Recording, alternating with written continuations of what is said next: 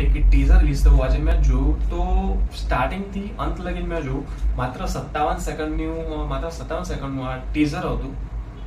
પછી મેં થોડું વિચાર્યું કે શું આ એક ગુજરાતી મૂવીનું ટીઝર હતું. કેમ આવો વિચાર આવ્યો હશે મને, કેમ કે ટેકનિકલી એકદમ સ્ટ્રોંગ છે. જી હા, ટેકનિકલી એકદમ સ્ટ્રોંગ, મતલબ કે જે શું કહેવાય કે અમુક ગુજરાતી મૂવીઝ હોય છે કે જે સિરિયલ ટાઈપમાં મૂવી બનાવતા હોય છે.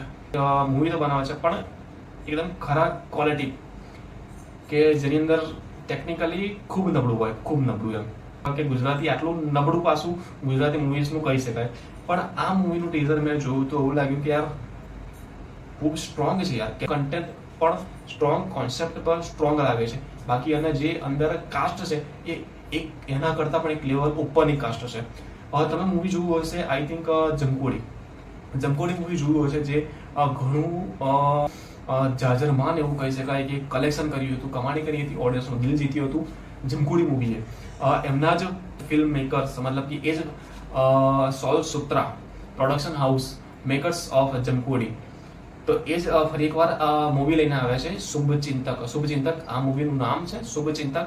મૂવીનું નામ જ રહ્યું કેમ કે એટલી સ્ટ્રોંગ આ મૂવી તો નહીં પણ ટીઝર એટલું સ્ટ્રોંગ, મૂવીની તાલવેલી વધારી દે એવું આ ટીઝર કહેવાય કે ટેકનિકલી અને કોન્સેપ્ટ પ્રમાણે પણ ઘણું એવું સારું લાગ્યું. બાકી મૂવી જોઈને નહીં કે બસ ગમે તેવું ફેંકી દીધું બનાવીને, ના, ધીસ સ્ટ્રોંગ.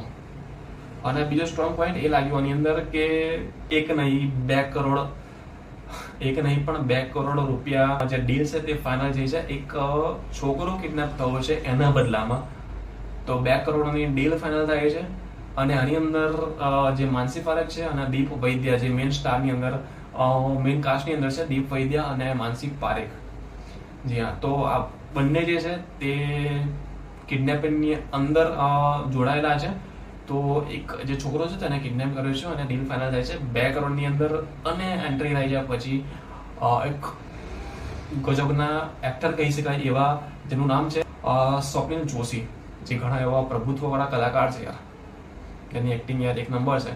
સ્વપ્નિલ જોશી જે એક ઇન્સ્પેક્ટર રોલની અંદર દેખાય છે અને ઘણો એવો ટ્વિસ્ટ એન્ડ ટર્નની સાથે આ મૂવી તમને એન્જોય કરાવશે એવી લાગે છે ટીઝર જોઈને, કે ઘણા એવા ટ્વિસ્ટ અને ટર્ન્સ આવશે. જેવું કે અંધાધૂન મૂવી તમે જોઈ હશે આયુષ્માન ખુરાનાની, કે જે કેવા પાસા પડખા આમ તેમ ફર્યા હતા, કે એવી કેચઅપ વાળી જે સ્ટોરી હતી, સ્ટોરી લાઈન જેવો કોન્સેપ્ટ એવો હતો અને સ્ટોરી લાઈન પણ તમને જાળવી રાખે, જકડી રાખે એવી હતી. પડખા બદલે ઘડી પડખા બદલે એવી સ્ટ્રોંગ સ્ટોરી હતી અને સ્ટ્રોંગ સ્ક્રીન પ્લે પણ હતો. એવી જ આ એક સ્ટ્રોંગ અનુભૂતિ આપી જાય છે આ ટીઝર માત્ર, શુભચિંતકનું આ ટીઝર માત્ર એટલી અનુભૂતિ આપી જાય છે. 30 મેના દિવસે આ મૂવી રિલીઝ થશે. એની પહેલા ટીઝર ટ્રેલર બહુ વહેલું આપી શકાય છે, તો જોઈએ ટ્રેલર આવ્યા પછી થોડી વાર્તાને નજીકથી નિહાળીશું અને જે ટેકનિકલ વસ્તુ છે તે પણ ઘણી નજીકથી જોઈશું, એના વિશે વાત વધારે કરીશું, કેમ કે આ એકદમ સ્ટ્રોંગ પોઈન્ટ કહેવાય ગુજરાતી સિનેમા, ગુજરાતી ઇન્ડસ્ટ્રી માટે. અને પ્લસ જે સ્ટોરી પર કામ થયું છે તે બાકી કોમેડીથી દિલ ભરાઈ ગયું હતું. પણ નવા કોન્સેપ્ટની ખૂબ જરૂરિયાત હતી અને આને ખરેખર કહેવાય કે કંઈક નવું, નવી વાર્તા અને કહેવાય અને નવી અનુભૂતિ જે આ ટીઝરને જોઈને લાગ્યું. પડખા આપણને બતાવે છે ગેટ રેડી ફોર ફર્સ્ટ પડખું છે, પહેલો પડખું એ બતાવ્યું છે કે હની ટ્રીપ, બીજો પડખું બતાવે છે જસ્ટિસ, પછી બતાવે છે રિવેન્જ.